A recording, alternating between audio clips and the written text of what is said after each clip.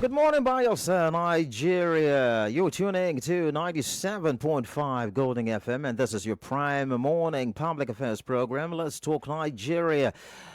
I am Moya Steving. All right, the platform where, of course, we dissect policies, question decisions, analyze national developments, and make sense of the issues that shape our everyday lives. Ladies and gentlemen, today's discussion centers on a decision that has rekindled conversation across the country, triggered political reactions, and raised both expectations and concerns. We're looking at President Bola Ahmed Tinubu's nomination of General Christopher Musa, retired, as Nigeria's new Minister of Defense. And also we're looking at the United States lawmakers being urged to pressure the Nigerian government to abolish Sharia law in northern states and disband Hizbah religious enforcement. Now, in a country battling complex and evolving security challenges, from insurgency in the northeast to banditry in the northwest, kidnapping in the north central, oil theft in the Niger Delta, piracy in the Gulf of Guinea, and rising urban crime, the Ministry of Justice is not just about cabinet portfolio. It is the heartbeat of Nigeria's survival, stability, and sovereignty.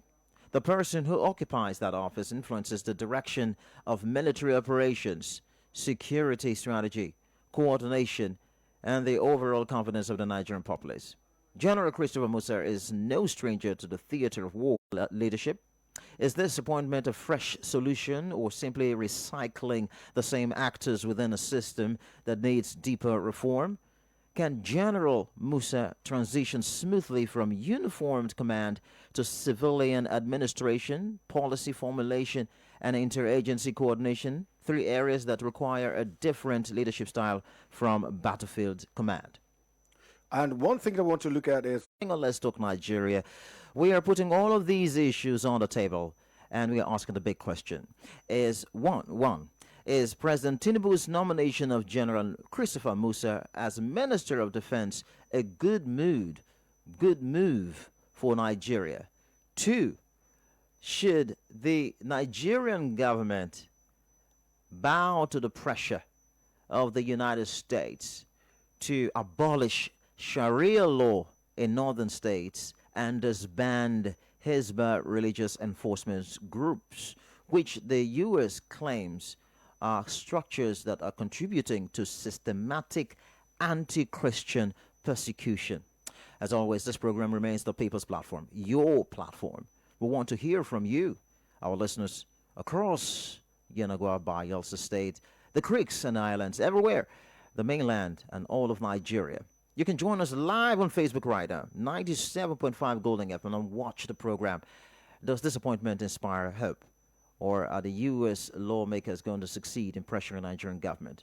Do you believe a battle-tested military leader is exactly what the defense ministry needs right now? Or do we need broader structural reforms rather than simply changing personnel? Stay with us as we break it all down here. The facts, the controversies, the expectations, and the possible implications for national security. Because this is Let's Talk Nigeria.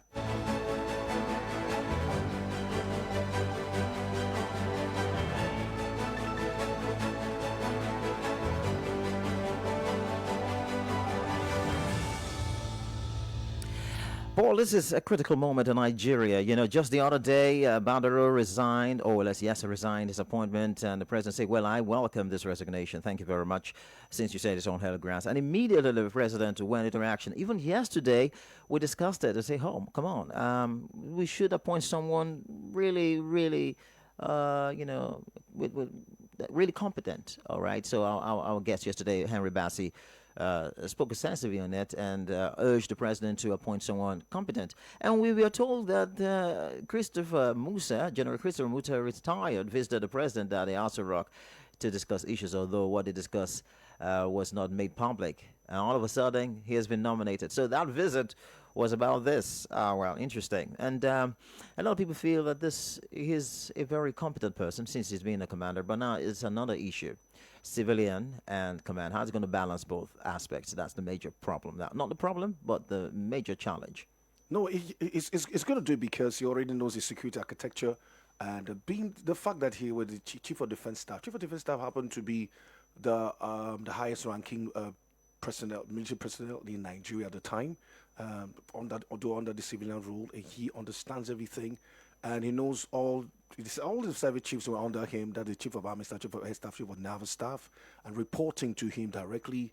And so now he understands everything that has to do with the military architecture. So now morphing into being a civilian retired, he now has to, okay, I'm the here. It's still one of the things you also find out that when it comes to battle and things like this, you have to do you command the respect of the soldiers on ground. He commands When it comes to that. report to you. Yes, he commands that, and so he already has the respect. He's earned it because that is where his status has gotten to. So there will be this time around. There's going to be proper synergy, So the Minister of Defense is political appointment, political appointee. As the person, by the way, will happen to be a governor, two-time governor of Jigawa State. And I'm sure it was on the basis of maybe he has been able to tackle insecurity in his state. That's why the nomination came forth at the time. Even the Minister of State, Matawale, also being a one-time governor too. That's why you see both of them were put as a minister and the Minister of State. But now the man, General Musa, retired, and he already is on this side. So he will be able to bring everything like a merger, bring everything together, the ideas, and let's work together because going forward we would need people that understand the ropes and can have that respect and share ideas, share everything. Prior to this time, is the permanent secretaries are already perm sex for all the ministries. Those ones they are not going, no leave, no transfer. They are there, so that the ones like the engine room. But the minister comes to what's going on, what are we supposed to do, and things like that. But this one, he knows what's going on. But this was someone, people said that he was removed as a result of that alleged coup, which the federal government denied that there was nothing like that. And that's why the service chiefs at the time were dropped. And all of a sudden it was. So this actually dispels what the federal government stood at the time, that there was nothing like that and no one was suspected for anything. And so for General Musa to return, it means the federal government actually really meant what they were saying at the time, that when it dispelled that there was nothing like a coup plan. That practically is a pointer to it, because if there was a coup, and if they felt that he and alongside the service chiefs were allegedly incompetent, they would not be. His name will not still come back to the radar. You understand? So you could see people were even tipping. They've also bringing to the fore. They're pushing him. They're pushing General Rabo, retired too, one-time chief of defense staff. So okay, what's going on? Because if you have civilians or former governors might not be able to. But let's see if these guys that were the chief of defense staff, if they know the onions, they know the garlic, and they will separate toothpick from chewing steak. They have to do the things. That's on that. So on that basis, the fact that also that the president invited him, had a chat and everything. Okay, let's see how we can work this thing together. And he was willing, because if he wasn't willing, they would not have sent his name as a nominee. So he has a lot of work, administrative work to do, to interface with the military, the chief of defense staff, and of course the administrative part of it, which is the Minister of Defense thing. So I think it's going to be easy for him to interface and talk and find a way to come to a conclusion, because we are in a very dire situation in the country. But just for our listeners, just to let you know who General Musa is. Of course, a lot of people know him, but for the purpose of the program, he is a seasoned and battle-tested military officer who is widely recognized for his experience as a former chief of defense staff. And his tenure in the military spanned critical operational years, particularly in the fight against Boko Haram and ISWAP in the Northeast. His supporters highlight his operational knowledge, discipline, and deep understanding of Nigeria's security terrain. And they argue that in a period of escalating threats, a man who has been in the trenches and understands Nigeria's security architecture from the inside may be exactly what the Defense Ministry needs, and that's why he was appointed. And one of the strongest arguments in favor of General Musa's nomination is the practical advantage of experience, which you talked about. Yeah. Nigeria's insecurity has often been worsened by disconnects between policymakers and the field commanders. Exactly what I was saying. He's now from a commander. Now he is now in the administrative point, policy making side now. So now there is a disconnect before now, according to some who argue this. But now that he has been a commander before and now he is going to be on the part of policymakers, then because of his experience on the field, he's going to bring that, or he's going to fix the disconnect and connect both sides. Having someone who has been at the heart of operational command may bridge this gap, and that's where Christopher Musa becomes very, very important. Now, Musa understands troop morale issues, logistical challenges, intelligence failures, coordination gaps, and the limitations of interagency collaboration. So his experience in joint operation, particularly Operation Handing Kai in the Northeast, means he has first-hand knowledge of the dynamics of terrorism and asymmetric warfare if effectively used. And this experience can provide clarity, speed up reforms and enhance strategic decision making. So a lot of people think that the president did the right thing to have appointed Christopher Musa. Yeah, okay. I think for now he's been nominated. I think he's supposed to face the Senate Today. Today, it's like you said. One of the things you find out is, I think I give respect to him because even at the CDS, while if you his last parade that he had last parade and everything, you could see that the soldiers were really motivated, especially people that have been in operations in the north. He's done his tour there. He knows it. He understands it.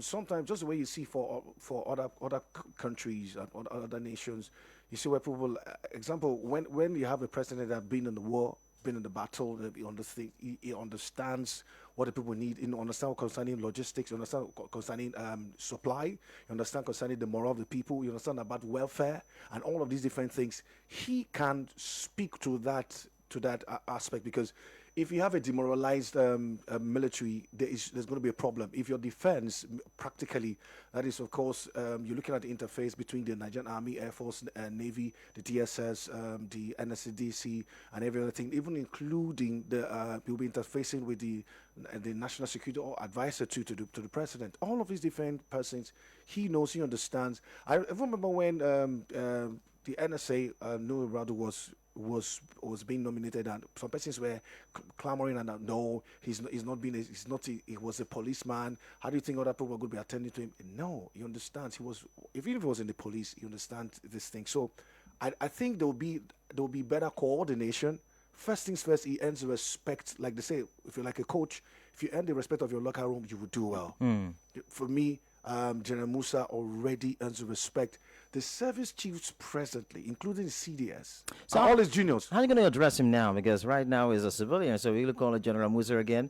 Because when the president, former president, was there, they weren't calling him General Muhammadu Buhari. They were calling him President Muhammadu Buhari. It's because of the presidency, because he was a president. So you're going to call him General even Musa? now, even now, because he's the former president. You say, okay, former president Olusegun Obasanjo, what is this? Former president General Olusegun Aremu Obasanjo, General Ibrahim Badamasi Babangida, then they put retired. Retired. But because the person that got into the pinnacle from the moment you got into the brigadier general or even the colonel, even if you retired, they say colonel retired. Okay, you put it there. That's there. So, but let's look at it politically. President Tinubu's decision, I tell you, Paul, may signal a desire for continuity in military strategy, because to have appointed a retired general back to the civil service, I think the president really wants some kind of military strategy in this whole thing. So even if you're dealing from the administrative or from the policy-making angle, you want to look at someone who's going to look at it from the military strategy point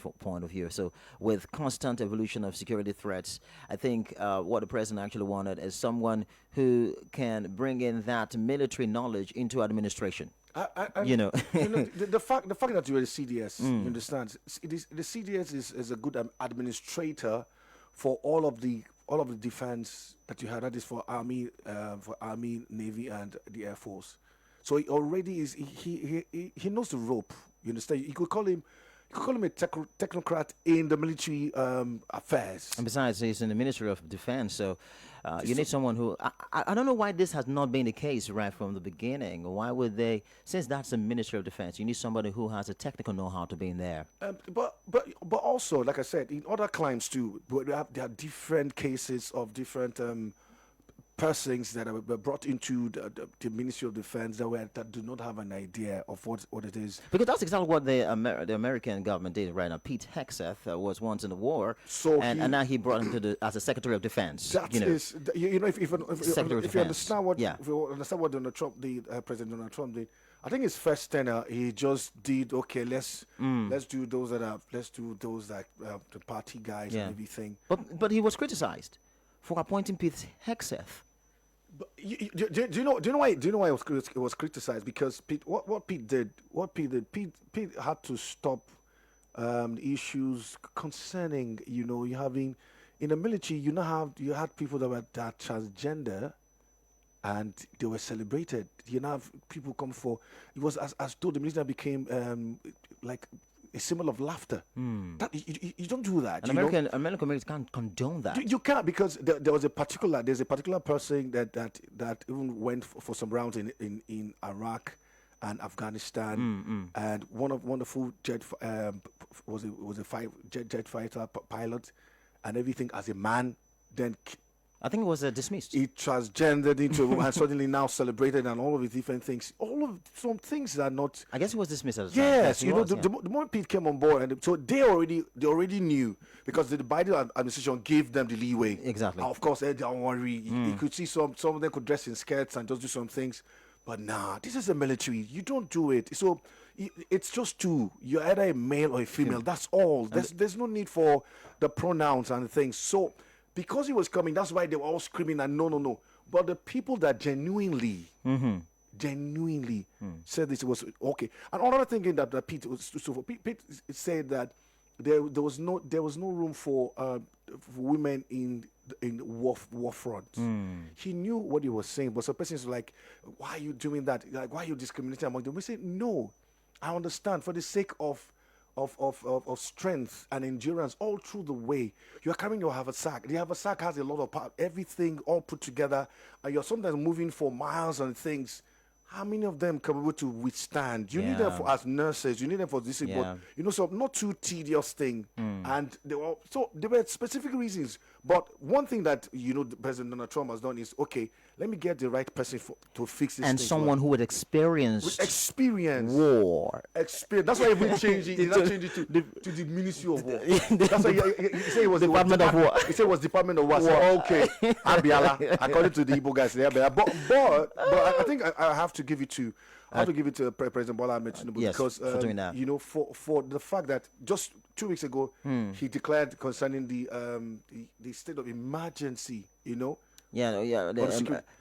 national emergency security. Security emergency. Security emergency. It was something very, very important. It was needed, and if you want to do it, you do not play. You just let's get this thing done, and because why?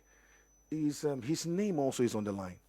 Absolutely. The security situation is rising, and he had to do something quickly for us to come up with different policies to tackle this, interface with the military and see how this can be fixed. But let's look at the other side of the conversation, where the United States lawmakers have been urged to pressure.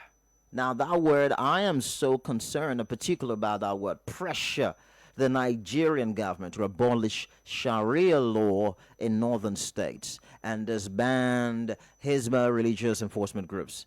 They warned that both structures, that's the Sharia law and the Hizbah religious enforcement groups, are structures that are contributing to systematic anti-Christian persecution.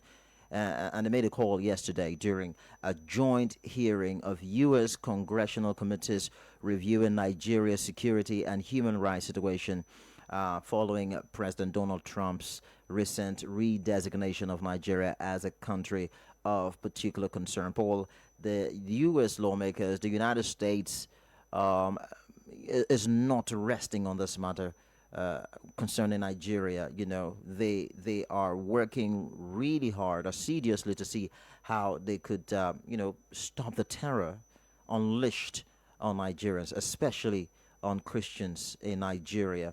But that fueled the conversation at the U.S. Congress, at the Capitol Hill, and of course, right now, we're talking about pressuring the Nigerian government. So the question now to Nigerians is that: do you see the Nigerian government succumbing to the U.S. pressure? That's the major question here.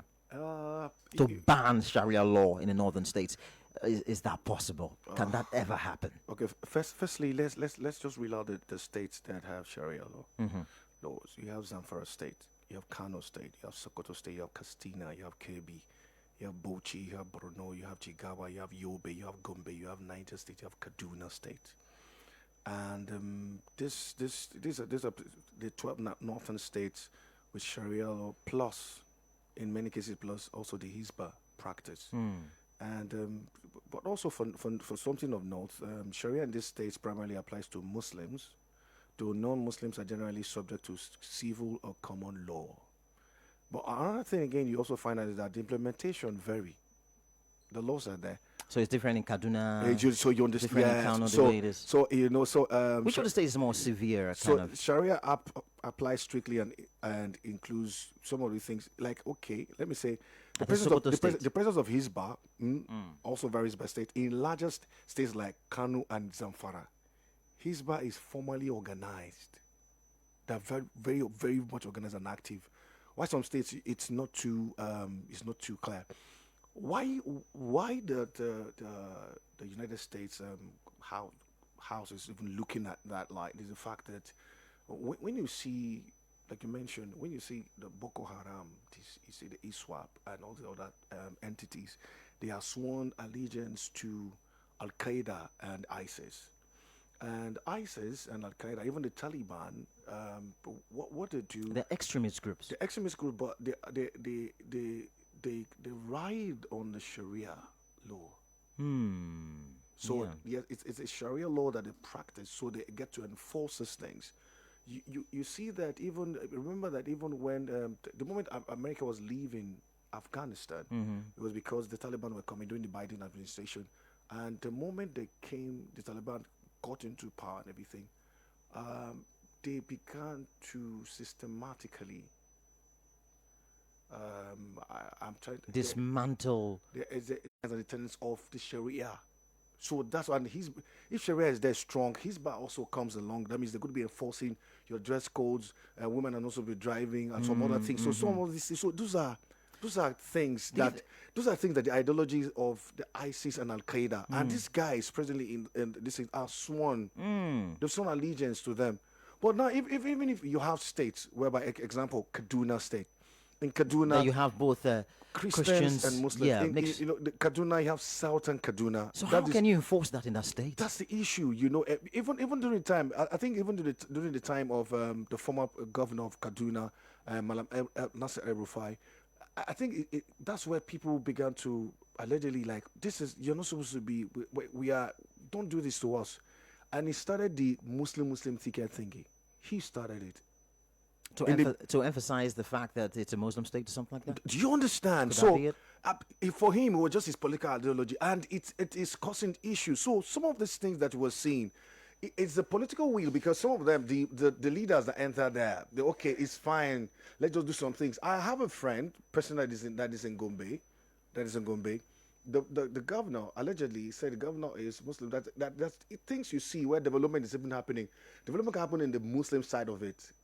But the Christian area of it, sometimes it's like, don't worry, these people, and it's not even coming there. So those are the different things. So the Sharia and the Hizbah is going to be bringing something, but that I am staying there, I'm not according to your. Normally,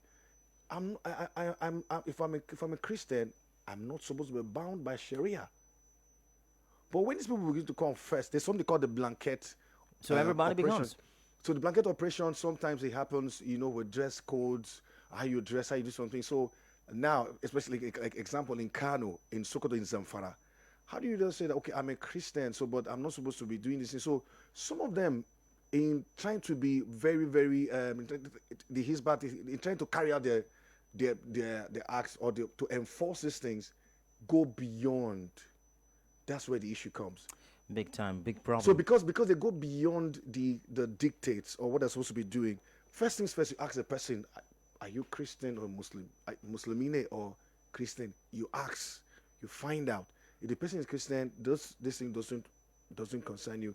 If the person is breaking the law, let it be according to the criminal code, the normal thing.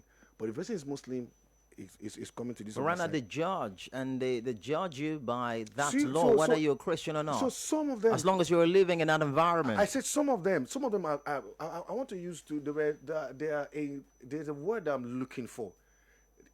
They have zeal, but with zeal you have to put knowledge to it. So they have to not that zeal. I want to do. I want to enforce. I want to enforce.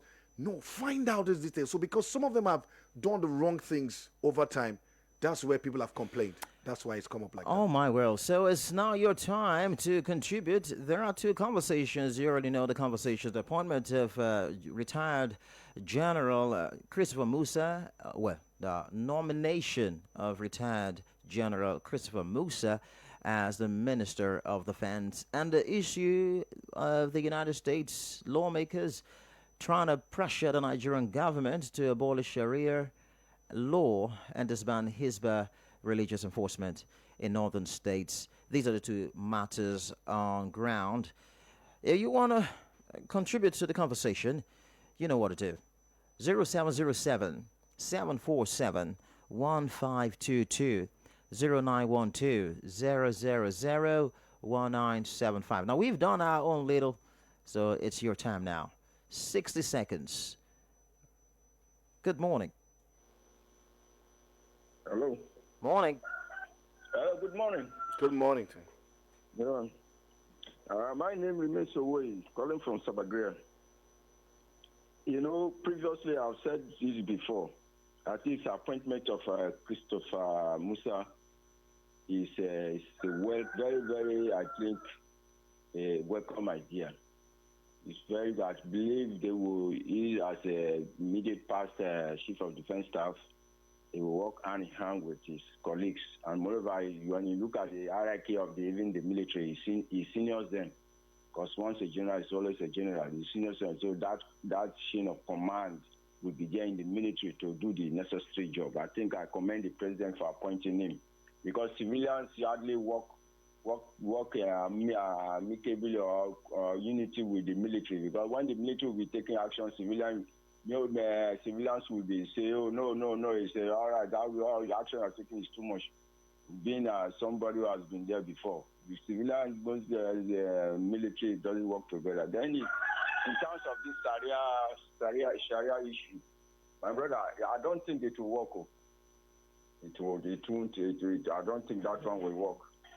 The idea of United States to come and say they should abolish Sharia law. That is my own personal observation and opinion. I don't think it will work. Thank you very much. Thank you so much. Away. Good morning. Yeah, good morning, sir. Good morning. Morning to you. Yes. My name is Last Bullet, calling from Uruguay, my community. Okay, last bullet. Please go ahead. Yeah, any that not listen to Golden FM, oh, no. That day will not even cool down with me. Until I Thanks for the kind words. Thank you. From 7 o'clock till 9 o'clock, I will be there with people. Bam. Yes, let me go straight to the point. This Sharia law issue, is it the Nigerian government approve it to them or only them that decide to have their own court in this country? We are operating one government, Nigerian alone, one Nigeria, not two Nigeria. But they always speak this language. That the Northerners always said they are born to rule. Is it because of all these proud words that they are saying? They are saying that they have to cut their own law. The Senate did not approve this law to them, this court to them. Let them abolish it because they cannot be operating on their own. That is one of the reasons that people try to agitate for their own issues too. So I pray, let this issue abolish. Thank you. Oh, yeah, before you go, last bullet, this question for you. Do you think the Nigerian government will bow to the American pressure? I support the American government. What they are saying, let Nigeria should abolish the Sharia law in this country. Thank you. Okay, so thank you very much. Let's get to hear another one. Hello, good morning. Cool to you guys. Good morning. Good morning. Good morning, sir. Yeah, Joshua calling from Mountain of Fire area, Okaka. You see, the situation of Nigeria is so peculiar. Sometimes I look at the budget. Trillions of naira is budgeted for defense. Yet, on the road, as you see the military guys, it is masking tape that they use to sellotape their guns. And then you look at the bandits, see shining AK-47 rifles. You ask yourself, I ask myself, how come? Number two, no matter how you bring the best in Nigeria, if the system does not allow that flow of say, yes, genuinely we are going after these guys, it will not work.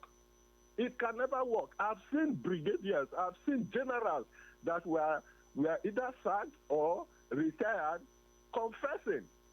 One said, I think he led and captured one of the leaders of the terrorists. Instead of maybe praising and promoting him, they detained him. That is the level we have gotten into. How can it work? Unless the government from the head is sincere. A list was given to Nigeria by another country. Has the Nigerian government gone after these people? So, okay, let us investigate these people that they say are financing these criminals. Nothing has been done. What do you expect of the retired general?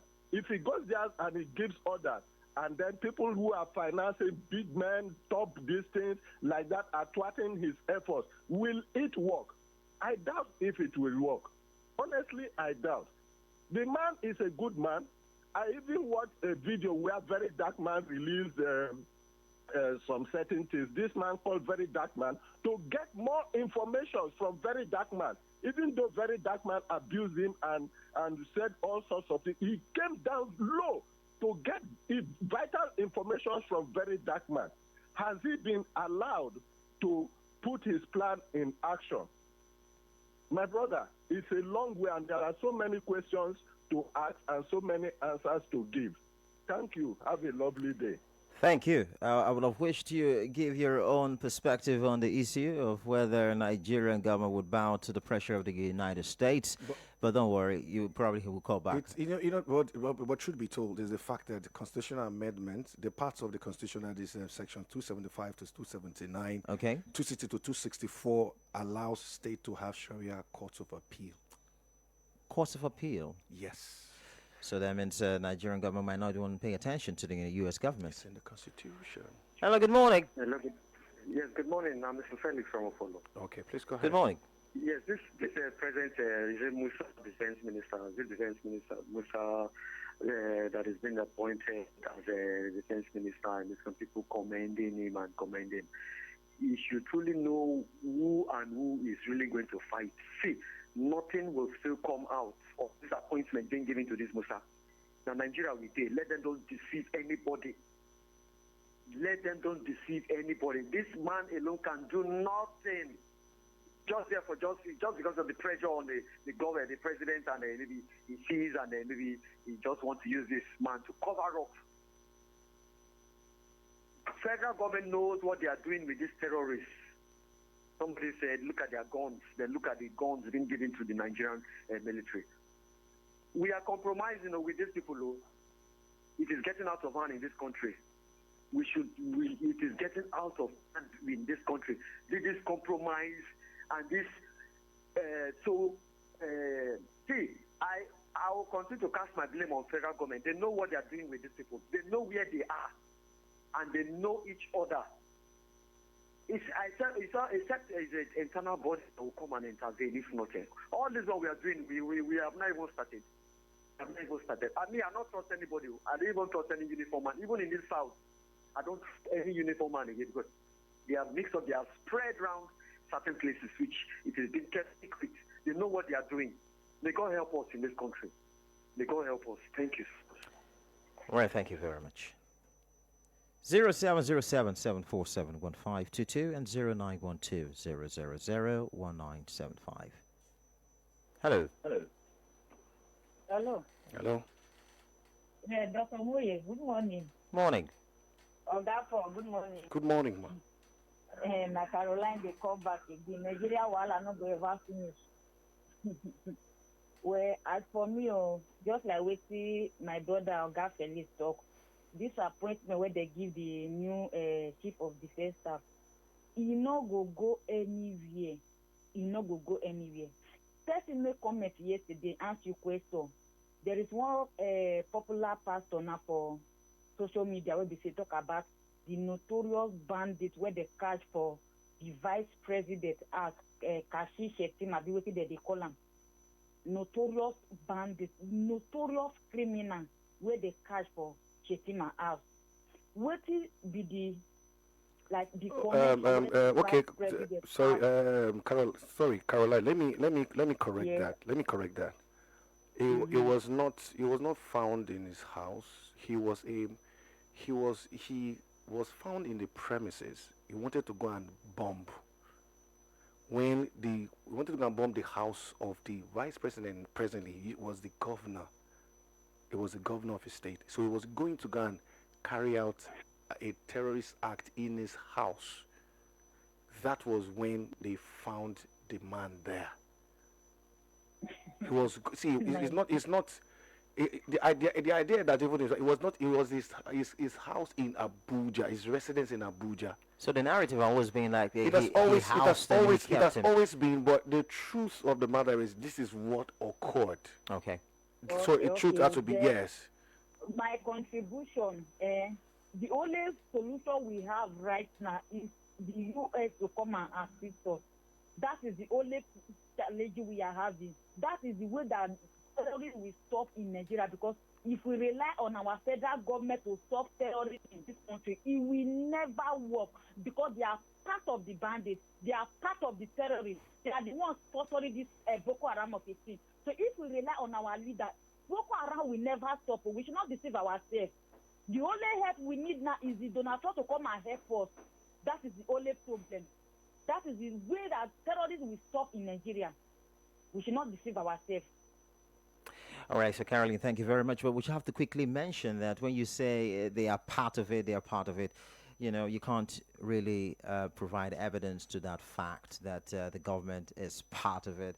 These are all assumptions until there is an evidence to prove that or to show that. So here on Golden FM, we try to work with facts. And as long as you are unable to present facts, you're only working on assumptions, well, that is your opinion, and we would not be identified with that anyway. But thank you very much for your contribution. Hello, good morning. Oh, we lost that. Call back. Hello, good morning. Hello? Yeah, Good morning. Good morning, my brother. Good morning. It's Tony. I'm from Manopa. Welcome to the. My brother, thank you. The appointment of our chief of defense, Christopher, it's a good appointment. I believe there's no government, there's no father to allow people to kill them. One of them, come and call their name. They're Nigerians. That's not a foreigner. Thank you, my brother. Thank you, Tony. You know, one of the things, like we said, we appreciate the fact that the Northerners have come out, because they say you see that wears the shoes know where it pinches, and they have to come out. And also let us know that the list, the federal government released a list, though for individuals and also entities or organizations that are sponsors. So they released a list. It happened this week early. But some other persons had released that list 2024. So we're waiting for this.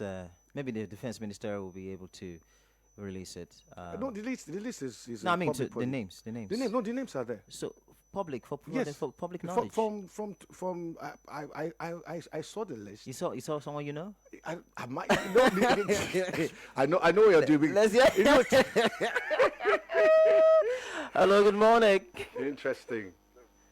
Morning. Good morning. Good morning.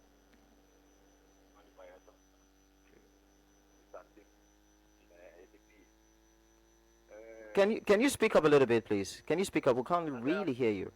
Can you? Okay, I'm Mr. David. Mr. David. Okay, David. Better yes. now. Better now. Better. Okay. See, let's be today analysis.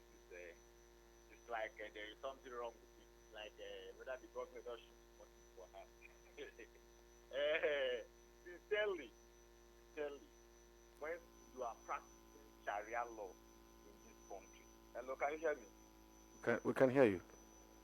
Okay, you are practicing Sharia law in this country, and when some group is imposed sit at home on Monday, sit at home, you are complaining, and some people are practicing full Sharia law that has instituted court with judges sitting on them, and you are not complaining about that one. But if somebody declare a day in another region, you are complaining about that one. How is that one? Is that one fair? Hello. Okay, So, let me Well, hold on. Let me explain. I did an explanation, because they're talking about Sharia law, but the first things first. Is it legal? yeah, I think See, firstly, to genuinely abolish Sharia or Hizb's legal authority, several major steps would have to be taken. But you must understand, as he said, constitutional amendment, because great. it Those who worked on the Constitution, they already knew. they were so smart they knew these to things. include it. It's And there. that's why we keep saying that our Constitution is faulty, because not the whole of Nigeria came together to put that together. It's that's the faulty. thing. It is It's a few persons just so they wrote that. allow they put that caveat there so that there will be a space for religious Yeah. laws to be established. That's why you have it. So they are within the purview. They are within the purview of the right, because according to what you have in sections 275 to 279, 260 to 264, that allow states to have Sharia courts of appeal and by extension permit Sharia-based criminal codes, you will need firstly to repeal them or amend them. So now, Paul, look at it from this angle. Since the United States lawmakers have been asked to pressure the Nigerian government, this section in the Constitution would have to be revisited. That is exactly what the U.S. lawmakers want, and that's the question we are asking: is this possible? Do not forget. Okay, let me. Is this possible? Let me also. The amendment is ongoing right now. But did anybody bring up this aspect No, of it? but now that the U.S. government has actually brought it up, don't you think that since the amendment is ongoing, something has to be done quickly? It's going to. One thing for sure is the fact that you are sure. I just read out 12 states, 12 northern states that are already practicing Sharia, and out of these 12 states, you have people that have a huge number of Christian community within them, anchored within them. You have Gombe. You also have Nasi, you also have Bauchi. You have Bauchi. You also not forgetting Kaduna, but practically because of the things it is an ideology. They're already aligned to it. So the Muslims are going to be okay. You want to come against our own religion? It is a religious court that is religious law that is binding by the Constitution. So it allows the states to practice now. It allows to practice. Question is, the sit at home, is it in the Constitution? Okay, now so That's where it is, just to make a balance. Okay, so in conclusion, what we're looking at is that for this case about the United States pressuring Nigerian government, there are sections in the Constitution that allow states to practice the Sharia law. Yep. And for me, what I think, since the amendment is ongoing, it's in the process. No one raised this issue before. But thank God the amendment had not been concluded. The review is still ongoing. It's an ongoing process. And this matter is on board. So those who are pushing for this should now speak to the National Assembly, right, and the state assemblies to see how this section of the Constitution can be amended. Now, the question now is, will the Nigerian government be pressured to amend or to review this section of that's the question we've been asking, and Nigerians have not been able to answer. A few of them have answered that that's not possible. You know, right? And the states where these things are practiced, are you sure they will allow the lawmakers, Nigerian lawmakers, to review this section of the Constitution. It's another matter altogether. Because if they review it, sincerely speaking, now I think that's where lobbyists, lobbyists and different conversation come into play, where you have class actions. People come together and everything. Okay, let's lobby for this thing and let's make it work. It is possible, but if that is done now, I think what they have to begin to do is ensure that if you are doing any state that is practicing Sharia law, it should be strictly on Muslims. Strictly, and do not use it as an okay. So those are the things, those are the gray areas, because that's where the So conversation in case is. you commit something, you come before it. It was like, okay, are you a Christian? That's then you the say thing. you're a Muslim. So if it's going to be doing anything, if you're practicing anything, it should not be anyone aside. But Paul, there are fanatics who might not even ask the question. That's They where just go ahead and carry out the act. Okay, you see the different issues of the gruesome murders. Yeah, of that some lady in person. Sokoto State. Yeah, the things happening, the preacher in Abuja and some other things. So this is what I'm saying. So because the fanatics now, it's going to also be, aside from the legal aspect and the legislature doing everything, the imams have to speak right and talk to the people, because it has to be sacrosanct. It has to say everything for the sake of humanity and sake of togetherness. Let us make it work. All right, so that's it. We have spoken. You have spoken, and let's leave it at that. The conversation still continues. Let's see how it goes. Of course, this matter came up today. We had to quickly add it up to the main conversation, which has to do with the appointment of the retired General Christopher Musa, and it's been an interesting conversation. We do appreciate all the calls. Those who are still calling, I'm so sorry, we can't take your calls right now. Tomorrow we'll be here again with another interesting conversation. You know, as the events unfold, what we do here is to bring it hot, very hot, on Let's Talk Nigeria. And you know, while we're on it, you always remember that every comment callers is appreciated, but also that it is independent of Golden 97.5, the Gold Standard of Radio, and we give you the opportunity to say what you're supposed to say. And your view, go to our social media and just do what you're supposed to do, but we'll do it clean and very proper. Absolutely, I love that part. Very, very proper and clean. My name is Moya Stiving. My name is Paul Oblomugbasa.